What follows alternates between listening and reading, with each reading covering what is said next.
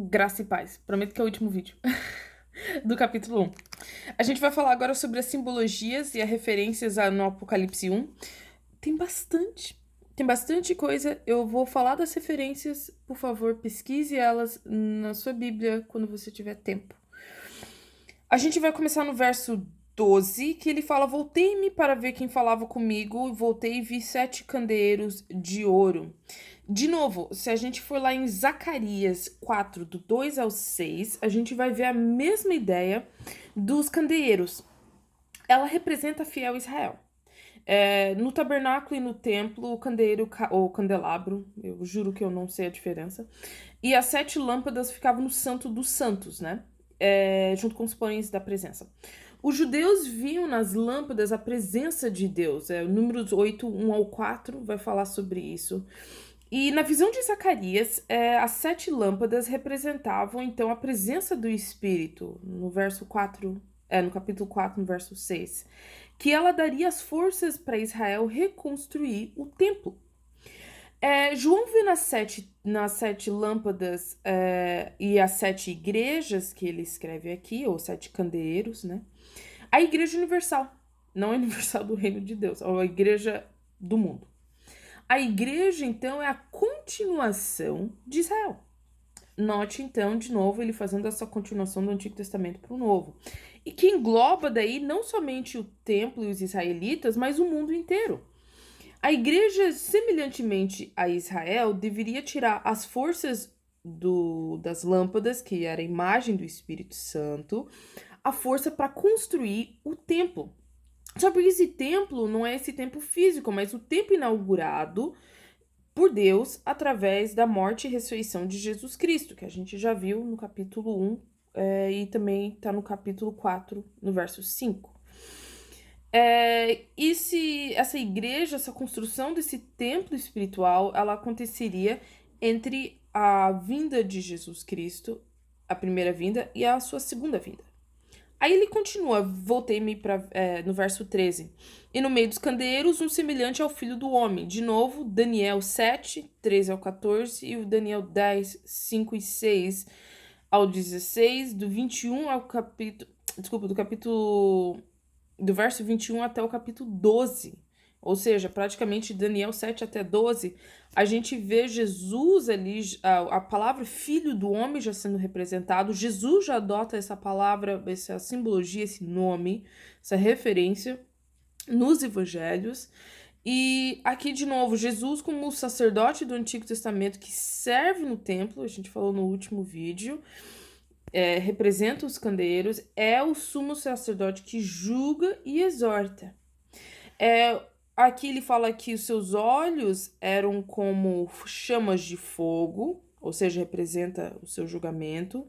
E o fato de que ele estava sempre presente aqui, que a gente vai ver já no último vídeo, é que ele sempre está ali para conhecer a condição espiritual da igreja. Então, esse filho do homem é uma figura já adotada do Antigo Testamento em Daniel para o Novo Testamento representando Jesus. Seus pés são como bronze.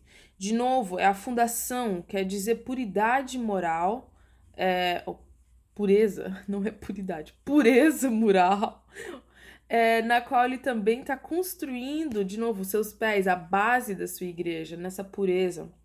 Daí ele fala sobre o cabelo branco. O ancião de dias em Daniel 7:9 também mostra que Jesus daí é Deus. A identificação do ancião de dias, a identificação dos cabelos brancos. A voz como as muitas águas é a voz que era usada também no Antigo Testamento, na visão do trono do Todo-Poderoso que está em Ezequiel 1 e Ezequiel 43. De novo, identificação de Jesus com Deus. E é o Cristo que segura, que nem está escrito aqui, na sua mão, no verso 16, as 7 estrelas, que no verso 20 diz que as 7 estrelas são os anjos.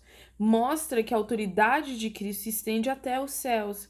Isso sugere que as estrelas, mesmo se elas forem, ou não, seres angelicais, desculpa, mesmo se elas forem seres angelicais, a igreja está, então, no mundo celestial. E é uma forma de contrastar a igreja que estava no tempo presente, sofrendo perseguição, na Terra, para falar assim, olha, a igreja também está nos ambientes celestiais.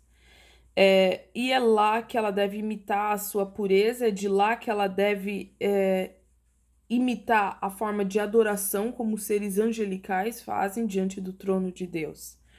A espada de dois gumes, a gente já sabe que em Hebreus está falando isso, está também no capítulo 2, no verso 16, e no capítulo 19, no verso 15 de Apocalipse. É baseado nas profecias de Isaías, em Isaías 11, 4 e 49, 2. Ambos falando de novo do papel de Cristo como juiz, aquele que vai julgar os desobedientes da igreja, a gente já vê aqui no 2,15. E também é aquele que vai julgar o mundo, que está no capítulo 19 e 15 de Apocalipse. O rosto de Cristo brilha como o sol. E, de novo, são atributos divinos encontrados em Isaías, que pode ser encontrado da mesma forma em Isaías 41, 44 e 48. Jesus, de novo, identificado como o Deus do Antigo Testamento. 7 estrelas, de novo, são as 7 igrejas e seus anjos e candeeiros. A identificação da igreja, de novo, com a parte celestial, ele continua aqui. E a igreja terrena. Ele coloca essa ideia da igreja celestial para mostrar para a igreja que a identidade dela primeiro já estava no reino. A igreja já é real. E eu acho que isso é importante porque às vezes, pelo menos nessa época de sofrimento, eles talvez pensavam, a igreja está aqui, a gente vai sofrer, morrer e acabou. E não é isso que ele está falando.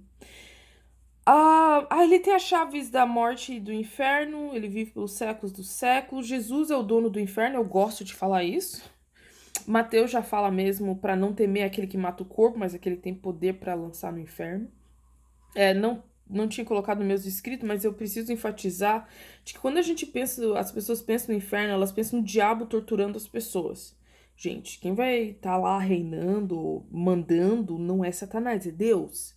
A Bíblia diz lá em Mateus que Deus fez o inferno para o diabo e seus anjos. Quem está indo lá de consequência são as pessoas que rejeitam a Cristo ou que não optaram por Cristo. Aí ele termina depois falando sobre o mistério. E esse mistério, por mais que não esteja aqui especificamente numa frase aqui, a gente precisa entender que o mistério do reino de Deus, já falando do seu reinado, é também algo inesperado, algo sobre o futuro e algo que vai ser revelado, assim como Paulo usa essa mesma frase, Jesus usa a mesma frase. Nesse mistério todo de Apocalipse, ou nisso que algumas pessoas talvez não entendam, é de que Apocalipse ele revela que o grande mistério é que Jesus coexistiu aqui na Terra junto com o sofrimento. Mesmo sendo rei, mesmo sendo criador da vida, ele se sujeita à morte. E assim a igreja também ela vai coexistir com essas forças do mal. Só porque ela tem já a vitória, porque Cristo comprou essa vitória, Cristo é vitorioso, e mesmo que esteja o sofrimento e ela precisa superar, ela precisa entender que ela já é vitoriosa em Cristo. Então, esse mistério que é algo presente, que eles estão coexistindo com o sofrimento, assim como Cristo também fez, coexistindo com o sofrimento, eles precisam vencer. Romanos 11, 1 Coríntios 2, 7, Efésios 3 também fala sobre isso. A gente vai se sujeitar a esse sofrimento, essa aparente derrota, assim como Cristo fez e suportou a cruz. Porque o final é a vitória garantida para aqueles que estão participando desse grande mistério que é a coexistência do mal com o bem. Esse primeiro capítulo ele coloca o tom dos próximos capítulos. Ele fala daquilo que vai acontecer, daquilo que está acontecendo. E eu espero que você tenha gostado e que nos próximos capítulos a gente possa aprender um pouco mais. Se tiver qualquer dúvida, pergunte, mande um like ou faça uma pergunta no privado, tanto faz. se você tem mais curiosidade, se alguma coisa não ficou bem claro, tá bom? Deus abençoe.